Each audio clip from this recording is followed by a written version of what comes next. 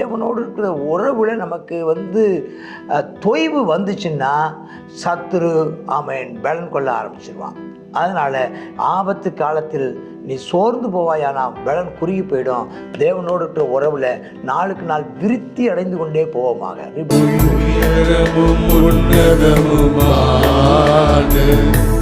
சிங்காசனத்தில் வீற்றிருக்கும் உயரமும் உன்னதமுமான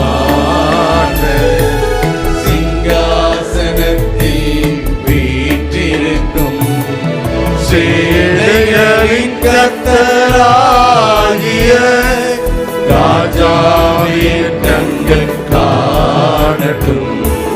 சேனைகளின் கர்த்தராகிய ராஜாவின் கண்கள் காணட்டும். சேனைகளின் கர்த்தர் பரிசுத்தர், சேனைகளின் கர்த்தர் பரிசுத்தர், சேனைகளின் கர்த்தர் பரிசுத்தர், பரிசுத்தர் பரிசுத்தரே, பரிசுத்தர் பரிசுத்தரே. சேனைகளின் கர்த்தர் பரிசுத்தர், சேனைகளின் கர்த்தர் பரிசுத்தர், சேனைகளின் கர்த்தர் பரிசுத்தர், பரிசுத்தர் பரிசுத்தரே, பரிசுத்தர் பரிசுத்தரே. ஒருவராய் சாவாமை உள்ளவர் இவர், சேரக்கூடா ஒளிதனில் வாசம் செய்பவர்.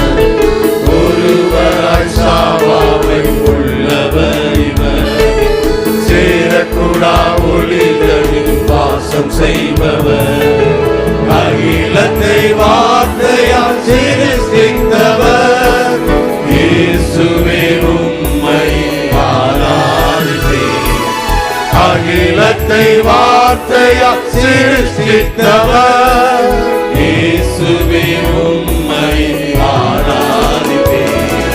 சேனைகளின் கர்த்தர் பரிசுத்தர், சேனைகளின் கர்த்தர் பரிசுத்தர், சேனைகளின் கர்த்தர் பரிசுத்தர், பரிசுத்தர் பரிசுத்தரே, பரிசுத்தர் பரிசுத்தரே. 1 ராஜாக்கள் 11ஆம் அதிகாரம். இந்த 10 அதிகாரம் வரைக்கும், அதாவது 1ஆம் அதிகாரத்திலேருந்து 10ஆம் அதிகாரம் வரைக்கும் சாலமோன் அந்த 10 அதிகாரமும் 10 விதமான மேன்மைகளை ஆண்டவர் சாலமோனுக்கு தந்திருந்தார் சொல்லலாம். 10 விதமான ஆசீர்வாதங்களை தந்தார்னு நம்ம சொல்லலாம். அவன் செய்தான 10 விதமான சாதனைகள்னு நம்ம சொல்லலாம். அதாவது அவன் ஆலயத்தை கட்டினது, அவன் அரண்மனையை கட்டினது, அவன் பொண்ணை வெள்ளியை சேர்த்தது, குதிரைகள் ரதங்களை சேர்த்தது, அப்படின்லாம் அவனுடைய வேலைப்பாடுகள் எல்லாம் நம்ம பாராட்டக்கூடிய 10 காரியங்கள் அப்படின்னு நம்ம நிறைய 10 நம்ம எடுக்கலாம். அவ்வளோ அவனுடைய ஞானத்தினுடையதான வெளிப்பாடு 10 அப்படின்னு எடுக்கலாம். ஞானம் வெளிப்பாடு, அந்த அவனை நியாயம் தீர்க்கிற விஷயத்தில், அந்த ஈராமை அவன் சமாதானப்படுத்துகிற விஷயத்தில், அவன் ஆலயத்தை கட்டுறதான காரியங்களில், சேபா ராஜஸ்ரீ கேட்ட கேள்விகளுக்கு பதில் சொன்னதில், இப்படி 10 காரியங்களை அவன் சொல்லலாம். இவ்வளோ சூப்பர் சூப்பர் சூப்பர் பரிபூர்ணமான ஆசீர்வாதமாக இருந்த அவன் வாழ்க்கையில் ஒரு வீழ்ச்சி அடைய துவங்குகிறத நம்ம பார்க்குறோம். ரொம்ப ஆச்சரியமான விஷயம். ஆச்சரியமாக விழுந்து போனான். என்ன ஆச்சு? ராஜாவாகி சாலமோன் பார்வோனின் குமாரத்தியை நேசித்தா. அவளை மட்டும் நேசிக்கலை, அப்புறம் ஆண்டவர் விரும்பாத மோவாபிய பெண்ணு, அம்மோனிய பெண்ணு, ஏதோமிய அந்த அங்கே உள்ளதான ஒரு பொண்ணு, சீதோனியரை சார்ந்த ஒரு பொண்ணு, ஏத்திய தேசமாகிய அந்நிய ஜாதியான அநேகம், அது மட்டும் இல்லாமல் கிட்டத்தட்ட 700 மனைவிகளை கட்டினா 300 மறுமனையாட்டிகளையும் கட்டி வச்சு 1000 பேர். இந்த ஆசை வச்சது மட்டும் இல்லை, அவங்கள கல்யாணம் கட்டிக்கிட்டான். அவங்களும் இவன் மூலமாக அவங்க ஆசையை தீர்த்துக்கிட்டாங்க. அந்த பெண்மணிகளும் என்ன ஆசையை தீர்த்துக்கிட்டாங்க? அவங்களுடையதான தெய்வங்களையும் அவங்க தேவர்களையும் அவங்களுக்கு தேவர்களுக்கு கோயில் கட்டுறதுக்கும் இவனை பயன்படுத்திக்கிட்டாங்க. இவனை தேவனோடு கூட இருந்ததான உறவுல இருந்து இவனை பிரிச்சுட்டாங்க. கர்த்தர் இஸ்ரவேல் புத்திரரை நோக்கி 2ஆம் வசனம் வாசிக்கிறேன். நீங்கள் அவர்கள் அண்டைக்கும் அவர்கள் உங்கள் அண்டைக்கும் பிரவேசிக்கலாகாதுன்னு சொல்லியிருந்தார். அவர்கள் நிச்சயமா தங்கள் தேவைகளை பின்பற்றும்படி உங்கள் இருதயத்தை சாய பண்ணுவாங்கன்னு சொல்லியிருந்தார். இதை சொல்லி இருந்தும் சாலமோன் அவர் மேல ஆசை வைத்து அவளோட ஐக்கியமாயிட்டான். அவனுக்கு அங்கே பாருங்க, அதுதான் அந்த 3ஆம் வசனத்தில் 700 மனையாட்டியும் 300 மறுமனையாட்டியும் இருந்தாங்க. எல்லாருமே அவன் இருதயத்தை அவங்க விரும்புகிற மாதிரி அவனை தங்களுடைய பக்கமாக எடுத்துட்டாங்க. அவங்க கோயிலுக்கு எடுத்துகிட்டு போயிட்டாங்க. அங்கே பூசாரி முன்னால் நிற்க வச்சுட்டாங்க. சாலமோன் வயது சென்ற போது அவங்க இருதயத்தை அந்நிய தேவர்களை பின்பற்றும்படி சாய பண்ணாங்க. அவன் அந்நிய தேவர்களை பின்பற்றினா மாறிட்டான். அங்கே உள்ள பூசாரியை கூப்பிட்டுட்டான். அந்த காரியங்கள் நடந்துருச்சு. தேவனுடைய ஆலயத்தின் காரியங்களில் அதையும் ஒரு மார்க்கமாக நினச்சி வருஷத்துக்கு 3 முறை அவனை ஆராதிச்சுக்கிடுவான். அவ்வளோதான். அப்படி போயிடுச்சு அவனுக்கு. தாவீதின் இருதயத்தை பொருட தேவனாய கர்த்தருக்கு உத்தமமாக இருக்கல. அவன் சீதோனியர் தேவியாய் அஸ்தரோத்தையும் அம்மோனியர் அருவருப்பாய மில்கோமையும் பின்பற்ற ஆரம்பிச்சிட்டான். அதுக்கு கோயில் கட்டி கொடுத்துட்டான். அவன் தாவீதை போல பூரணமாக கர்த்தரை பின்பற்றாமல் அவன் பொல்லாப்பானதை செய்தான். அப்போ அங்கே சொல்லப்பட்டிருக்கு 7ஆம் வசனத்தில் மோவாபில் காமோஸுக்கும் மோளேயுக்கும் மேடையை கட்டினானா. தங்கள் தேவர்களுக்கு தூபம் காட்டி பலியிடுகிற அந்நிய ஜாதியான தன் ஸ்திரீகளுக்காக அவங்களை பிரியப்படுத்திருக்காங்க, மனுஷரை பிரியப்படுத்திருக்காங்க. எல்லாம் செஞ்சாங்க. எல்லாருக்கும் பிள்ளைகள் பிறந்தாங்க. அந்த பிள்ளைகளெல்லாம் பின்னால் இவன் காலத்தில் மட்டும் இல்லை, இவங்க சீரழிஞ்சு போகிற வரைக்கும், இவங்க சிறைவிட்டு போகும் வரைக்கும், இவங்க சிதறடிக்கப்படும் காலம் வரைக்கும் இவனுடைய தான் இந்த 1000 மனைவிகளோடு இந்த 700 மனைவியினுடையதான பிள்ளைகள் ராஜ்யத்தில் ராஜமானியத்தில் சாப்பிட்டு ராஜமானியத்தில் கொளுத்து ராஜமானியத்திலேயே தங்கள் தேவர்களை பின்பற்றி அவங்க தான் பின்னாட்களில் எல்லா ராஜாக்களுடைய இருதயத்தையும் எல்லா ராஜாக்களுடைய பிள்ளைகளையும் நாசம் பண்ணினதுக்கு காரணமாக இருந்தது இந்த சாலமோனுடையதான மற்ற புறஜாதிகளிடத்தில் பிறந்த பிள்ளைகள். நீங்கள் பார்த்தீங்கன்னா அடுத்து வர்றதான காலத்தில் பார்த்தீங்கன்னா ஒவ்வொரு ராஜாவை பற்றி சொல்லும்போது சொல்லப்பட்டிருக்கும், அவன் தன் தகப்பனாகிய தாவீதின் வழிகளில் நடவாமல் அப்படின்னு இருக்கும். ஒருவன் நல்ல ராஜாவாக இருந்தால் அவன் தாவீதின் வழிகளில் நடந்தான்னு சொல்லப்பட்டிருக்கும். சில நேரங்களில் அவனுடைய அம்மா பேரை சொல்லியிருப்பாங்க. பார்த்தீங்கன்னா அவங்க அம்மா பேர் யாராக இருக்குன்னு சொன்னால் அது ஒரு அம்மோனியலாகிய அப்படின்னு இருக்கும். அவங்க புறஜாதிய பெண்மணியுடையதான பிள்ளைகள் பின்னாட்களில் ராஜாவே வந்தாங்க. அவங்க கர்த்தரை முற்றிலுமாய் மறந்து அவர்கள் விக்கிரகத்திற்கு பின்பற்றி போனதை பார்க்குறோம். அதனால் இவர்களும் நீண்ட காலம் என்ன செய்ய முடியவில்லை, அவர்கள் நிலைத்திருக்க முடியவில்லை. கிட்டத்தட்ட ஒரு 400 அப்புறம் இவங்க ஒரு நீண்ட காலம் நிலைத்திராதபடிக்கு அடுத்த வருஷத்துலேருந்தே ஆலயம் சீர்கேட ஆரம்பிச்சிருச்சு. கிட்டத்தட்ட ஒரு 400 வருஷத்தில் ஆலயம் முற்றிலுமாக தரைமட்டமாக்கப்பட்டது. சரி, போகட்டும். அதனால் இப்படி அவன் வாழ்க்கை மாறி போனதுனால ஒரு 9ஆம் வசனத்தில் ஆண்டவர் 2 முறை அவனுக்கு தனிப்பட்ட முறையில் அவனோடு தரிசனமாகிறார். அவனை என்ன தரிசனமாகிறாருன்னா, நீ அந்நிய தேவர்களை பின்பற்ற வேண்டாம். 9ஆம் வசனத்தில் கட்டளையிட்டு தான் கர்த்தரை விட்டு இருதயத்தை திருப்பினார். 2 தடவை ஆண்டு தரிசனமாக, சாலமோன் வேண்டாம், சாலமோன் இந்த விக்கிரக ஆராதனைக்கு வேண்டாம், இந்த தேவையில்லாத இந்த உறவு வேண்டாம், இந்த தேவையில்லாத பணத்து மேலேயும் தேவையில்லாத இந்த பெண்கள் மேலேயும் நீ மோகம் கொள்ளாதே, அவன் என் சமூகத்திலும் என் வார்த்தையின்படி நட அப்படின்னு அவனை 2 தடவை சொல்லிட்டார். அவனும் கர்த்தர் தேவனை விட்டு தன் இருதயத்தை திருப்பி அவர் கற்பித்ததை கை கொள்ளாமல் போனான். அவர் சொன்னதை கை கொள்ளலை. அவர் என்ன சொல்லி இருந்தாரு அப்படின்னு சொல்லி பார்த்தீங்கன்னா அது ஒரு நல்ல ஒரு விஷயம். என்ன சொல்லியிருந்தாருன்னு கேட்டிங்கன்னா, நீங்கள் என்ன சொல்லியிருந்தாருன்னு பார்த்தீங்கன்னா அங்கே சொல்லப்பட்டிருக்கிறது என்ன சொல்லியிருந்தாருன்னா, உபாகமத்தின் புஸ்தகம் 17ஆம் அதிகாரத்தில் 14ஆம் வசனத்துலேருந்து பார்த்தீங்கன்னா தெரியும். ஆண்டவர் சொல்கிறார், நீ ஒரு ராஜாவை ஏற்படுத்தணும்னு நினச்சின்னா ராஜாவை ஏற்படுத்து. உன்னுடையதான கர்த்தர் தெரிந்துக்க முடியும். நீ நான் செலக்ட் பண்ணவும் வேண்டாம், எலெக்ட் பண்ணவும் வேண்டாம். கர்த்தர் யாரை தெரிஞ்சுக்கொள்கிறாரோ அவனை ராஜாவை வைக்கணும். அப்போ யார் அதில் உதவி செய்வான்? தீர்க்கதரிசிகளும் ஆசாரியர்களும் அந்த வேலையை செய்வாங்கன்னு சொல்கிற மாதிரி. அவனே ராஜாவாக ஏற்படுத்த கெடுவாய், அந்நியனை ராஜாவாக்கக்கூடாது. அவன் செய்யக்கூடாத முதல் வேலை குதிரையை சம்பாதிக்கிறதுக்கு எகிப்துக்கு போகக்கூடாது. இங்கே சாலமோன் குதிரைகளுக்கு பலவிதமான குதிரை லாயங்களை கட்டினா, குதிரை வீரர்களை சம்பாதிச்சான், குதிரையை விலைக்கு வாங்கினா, ஆமாம் குதிரை வீரர்களையே உருவாக்கினான். இது எல்லாமே அங்கே எகிப்துலேருந்து கொண்டது. இது செய்யக்கூடாத ஒன்றை தப்பு செஞ்சிட்டான். ரெண்டாவது, உன் இருதயம் பின்வாங்கி போகாதபடிக்கு அநேக ஸ்திரீகளை படைக்க வேண்டாம், கல்யாணம் கட்ட வேண்டாம், அதோட சேர வேண்டாம், அதுக்கு பின்னால் போக வேண்டாம். இவன் ரெண்டாவதையும் கெடுத்து போட்டான். அநேக பெண் பிள்ளைகளோட பின்னால் போனான், கல்யாணத்தை கட்டினா வீணாக போனான்.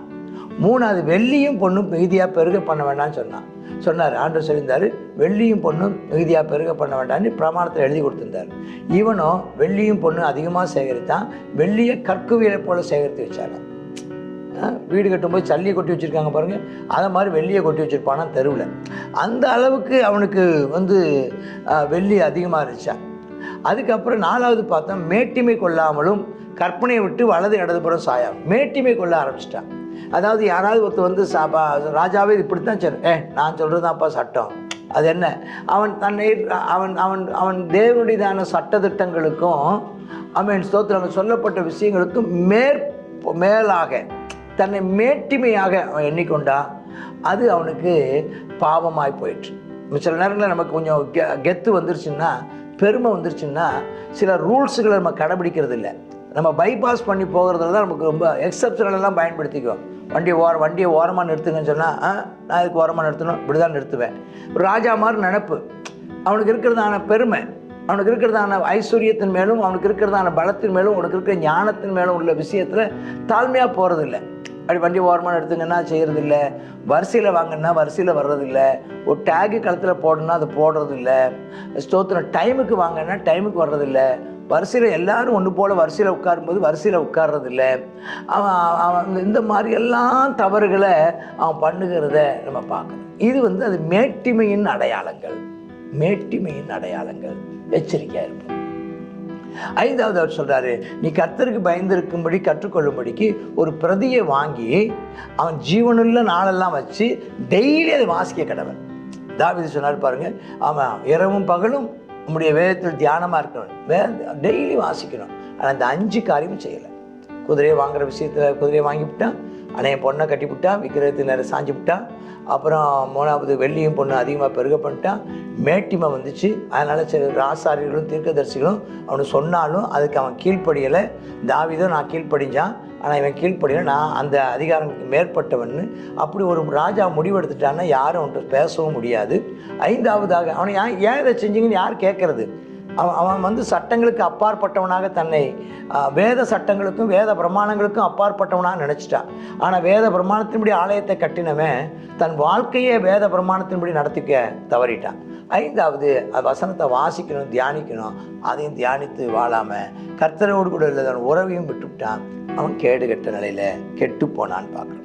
இதனால் என்ன நடந்துச்சுன்னா, ஆண்டவர் அவனுக்கு விரோதமாக ஆண்டவர் என்ன செஞ்சிட்டாரா, அந்த ஆகையால் 9வது வசனம் பாருங்க, பின்பற்ற வேண்டான்னு சொல்லியிருந்தோம், கர்த்தரை விட்டு திரும்பினான், அவன் கை கொள்ளாமல் போயிட்டான்.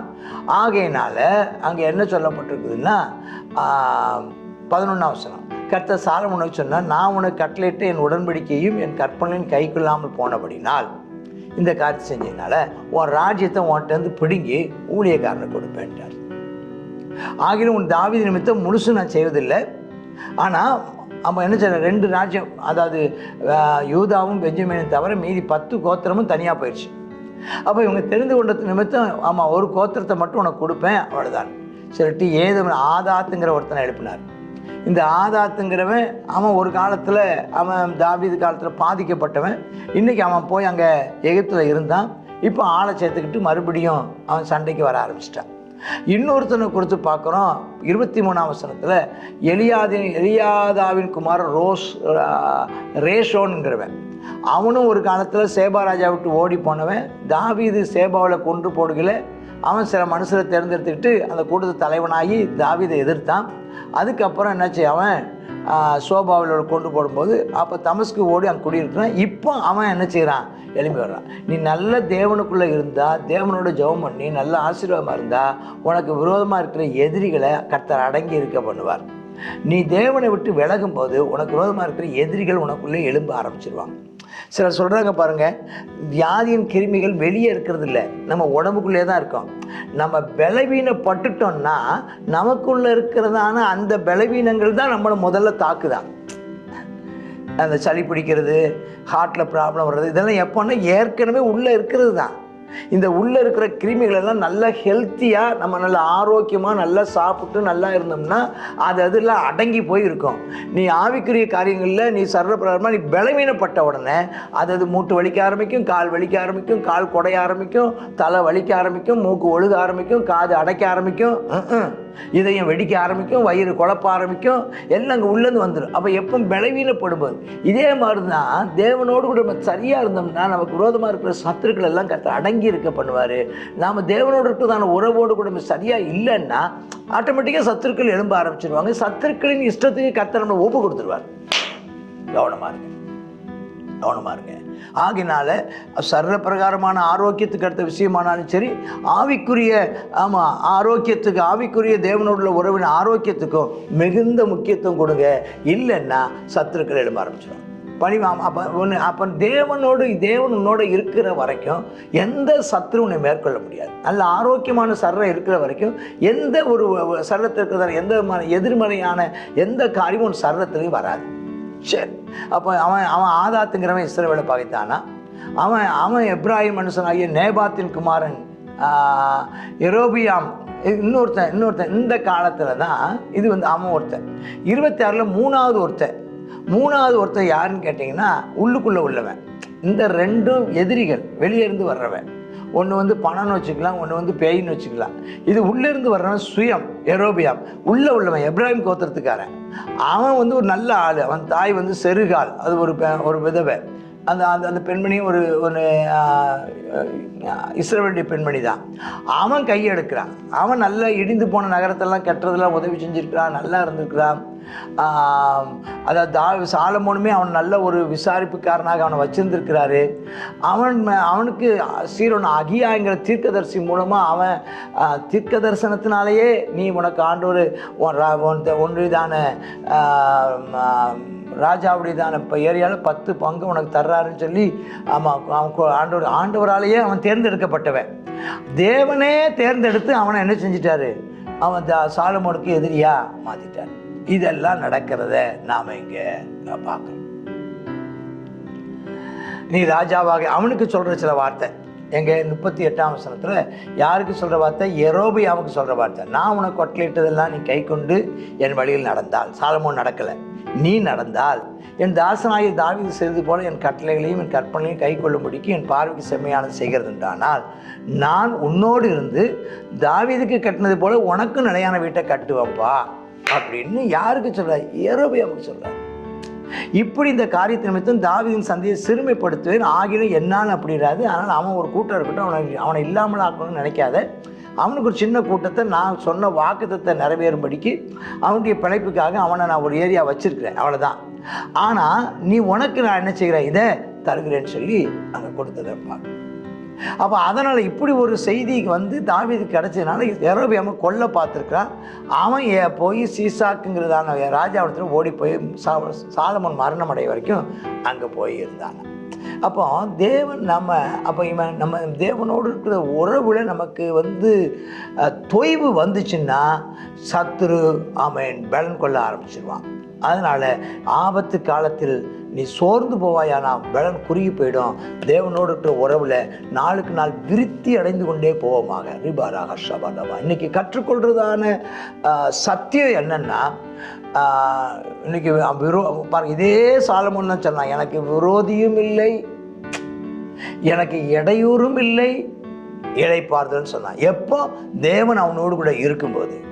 அவன் தேவன் அவனோடு கூட இல்லாமல் போகும்போது, அவன் தேவனை விட்டு, தேவன் இல்லாமல் போகல, இவன் தேவனை விட்டு விலகின போது அவனுக்கு அவனுக்கு இளைப்பாறுதலும் இல்லை, விரோதிகளும் பெருகிட்டாங்க, இடையூறுகளும் அதிகமாயிடுச்சு, வாழ்க்கை கசந்து போனது.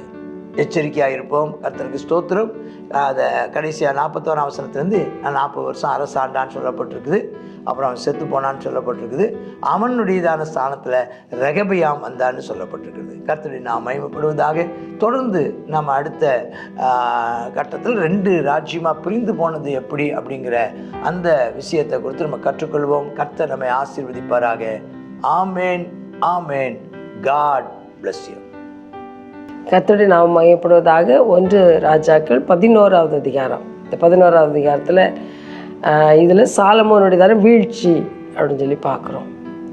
எப்போவுமே நீதிமானுடைய பாதை வர வர பிரகாசிக்கிற சூரிய பிரகாசத்தை போல இருக்கும்னு சொல்லப்பட்டிருக்கிறது. கர்த்தருடைய ஆசீர்வாதம் ஐஸ்வர்யத்தை தரும், அதனோட வேதனையை கூட்டார் என்று சொல்லப்பட்டிருக்கிறது.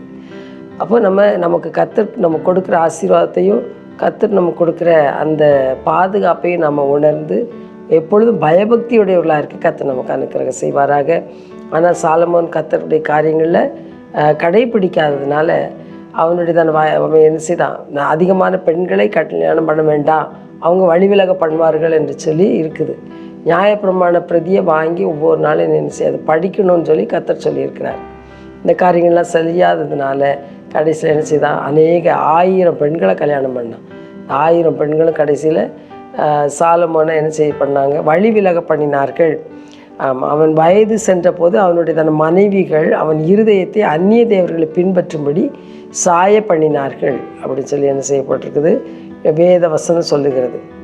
அப்போது ஆண்டவர் சொல்லியிருக்கார், அந்நிய தேவர்கள் என்ன செய்யக்கூடாது, அவன் பின்பற்றக்கூடாதுன்னு சொல்லி என்ன செய்யிருக்கார். 2 தடவை சாலமோனை எச்சரித்தும் அவன் என்ன செய்யலை, அதில் திருந்தவில்லை என்று சொல்லி நம்ம பார்க்குறோம். ஆகையினால அவனுக்கு விரோதிகளை கர்த்தர் எழுப்பினார். அவனுடைய சந்ததி அன்னைக்கு சாலமோனுடைய நாட்களில் அது நடக்கலை, விரோதிகள் இருந்தாங்க. ஆனால் அதுக்கு பின்பதாக தான் என்ன செய்திருக்காங்க, அவங்க ரெகோபயாம் காலத்தில் எழும்பினார்கள் என்று சொல்லி நம்ம இதில் பார்க்க முடிகிறது. அதில் என்ன செய்தாங்களாம், ஏதோமில் உள்ளதான ஆதாத் அப்படிங்கிறதான அந்த ஒரு மனுஷனை விரோதமாக எழுப்பினார். சீரியாவின் ராஜாவாகிய ரேசான் அவரை என்ன செய்தார், விரோதியாக எழுப்பினார். அடுத்ததாக உள்ளுக்குள்ளே இருக்கிறதான இஸ்ரவேல் தேசத்தில் உள்ளதான எப்ராஹிம் கோத்திரத்தானாகிய யெரொபெயாமையும் விரோதியாக எழுப்பினார் என்று சொல்லி பார்க்குறோம். இந்த நாளில் கர்த்தருக்கு பிரியமாக இருந்தால், ஒருவருடைய வழிகள் கர்த்தருக்கு பிரியமாக இருந்தால் சத்துருக்களும் சிநேகிதராகும்படி செய்வார். அப்போ கர்த்தருக்கு பிரியம் இல்லாது இருந்தால் சிநேகிதர் சத்துருக்களாக என்ன செய்வாங்க, மாறுவாங்க. ஆகையினால் நம்ம கர்த்தருடைய வழியை பின்பற்றி நடப்போம். ஜெபம். கர்த்தாவே ஸ்தோத்திர இயேசப்பா, இந்த நாளிலும் முடிதான கிருபையின் பிரசன்னத்துக்கு எங்களை ஒப்பு கொடுக்குறோம். உம்முடைய வழிகளில் நடக்க எங்களுக்கு கிருபை தாரும். இந்த நாளில் எங்களுக்கு வந்த ஆசீர்வாதம், எங்களுக்கு வந்த எல்லாமே உம்மால் வந்தது என்பதை நாங்கள் அறிந்திருக்கிறோம். கர்த்தாவே ஸ்தோத்திரம் அப்பா. ஆவியானவரே அப்பா, நீர் எங்களுக்கு கொடுத்துருக்கிற அந்த ஆசீர்வாதத்தை கர்த்தாவை யாராலும் பறிக்க முடியாதப்பா. கர்த்தாவே உமக்கு நன்றி ஆவியானவரே, நன்றி அப்பா. ஸ்தோத்திரம் ஸ்தோத்திரம் ஸ்தோத்திரம் இயேசுவே. ஆமேனப்பா, நீர் செய்ய நினைத்தது ஒன்றும் தடைப்படாது என்பதை நாங்கள் அறிந்திருக்கிறோம் ஆவியானவரே. அப்பா உமக்கே கோடி நன்றி ஆண்டவரே. அப்பா, இந்த நாளில் உம்முடைய சமூகத்தில் கர்த்தாவே நீர் கொடுத்த அந்த ஆசீர்வாதத்தை அனுபவிப்பதற்கு இல்லாமல் மனம் போல வாழ்ந்து விடாதபடிக்கு கர்த்தாவே உம்முடைய கட்டளைகள் உம்முடைய கற்பனைகளும் கீழ்ப்பிடிந்து நடக்க உம்முடைய வழிகளில் வலதுபுறம் இடதுபுறம் சாயாமல் கர்த்தாவே நேர்வழியாய் நடக்கவும் தேவரீர் எங்களுக்கு நீ கிருபை தர வேண்டுமாய் ஜெபிக்கிறோம். உம்முடைய வழிகளை காத்து நடக்க எங்களுக்கு கிருபை தாரும் கர்த்தாவே. ஸ்தோத்திரம். எல்லா சத்துருக்களுக்கும் எங்களை நீங்களாக்கி காத்துக்கொள்ளும்.